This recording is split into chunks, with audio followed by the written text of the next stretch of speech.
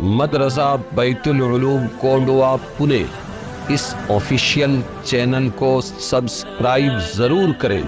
یاد رکھیے، اس سے کسی ایک شخص کو نہیں، پورے مدرسے کو فائدہ ہوگا اور آپ کو اجر عظیم ملے گا۔ اگلی آیت ہے 32، وَلَا تَقْرَبُوا الزِّنَا إِنَّهُ كَانَ فَاحِشَةً وَسَاءَ سَبِيلًا۔ چلو آگے، وَلَا تَقْرَبُوا الزِّنَا، اور پاس نہ جاؤ بدکاری کے، وہ ہے بے حیائی اور بری راہ۔ زنا کیا ہے؟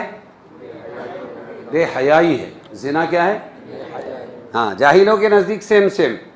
کیوں بھائی نکاح کیوں نہیں کرتا؟ رکشہ ڈرائیور، ٹیکسی ڈرائیور، بمبئی میں بھی ہم لوگ بیٹھتے تھے، کیوں نہیں کرتا؟ ارے بولے بغیر نکاح کے کام چل رہا ہے اپنا، تو نکاح کی کیا ضرورت ہے؟ یعنی لوگوں کے نزدیک زنا نکاح سیم سیم، زنا نکاح، ہاں بالکل غلط سوچ، بالکل غلط۔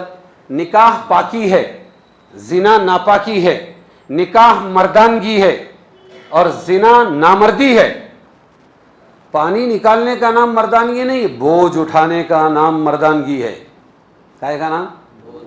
ہاں، نکاح کرنے والا مرد ہے، بہادر ہے، وہ پورے خاندان میں سے ایک لڑکی کو اٹھا کے لاتا ہے، اس کی پوری فیملی کا بوجھ اٹھانے کو تیار ہو جاتا ہے، تو یہ بہادری ہے۔ اور زنا والا اپنا کام ہوا کہ چلے نکلے یہاں سے، کوئی بوجھ نہیں، نہ تیل کا نہ نمک کا نہ کچھ، تو کیا ہوا وہ؟ بزدل۔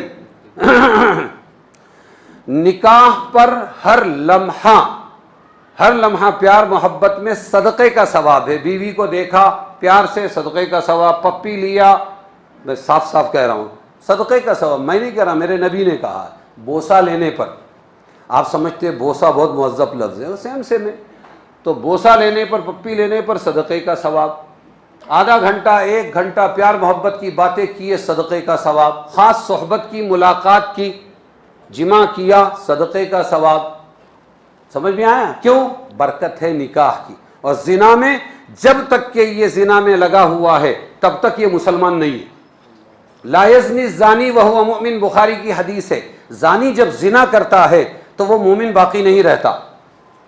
علماء نے لکھا ہے ایمان پاک ہے، اس کا عمل ناپاک ہے، وہ ایمان نکل جاتا ہے، اور جب تک اس فعل میں لگا ہے تب تک کہ یہ ایمان اس کے پاس نہیں جاتا۔ اگر مر گیا تو یہ بغیر ایمان کے مرے گا۔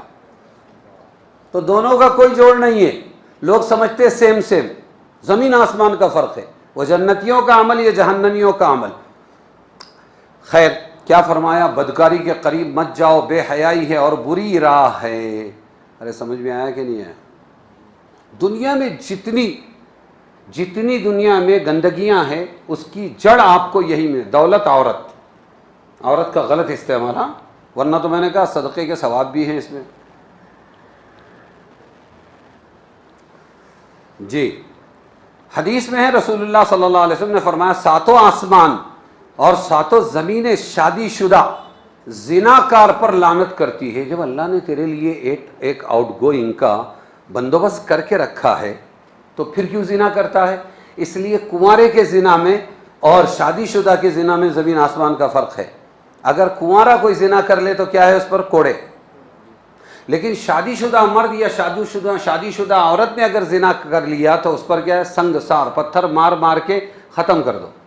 یہ فرق کیوں ہے کہ جب اللہ نے ایک نعمت دی ہے، ایک بندوبست کیا ہے، تو پھر کیوں ادھر جا کے تو گندگی کرتا ہے؟ لعنت کرتے زمین و آسمان۔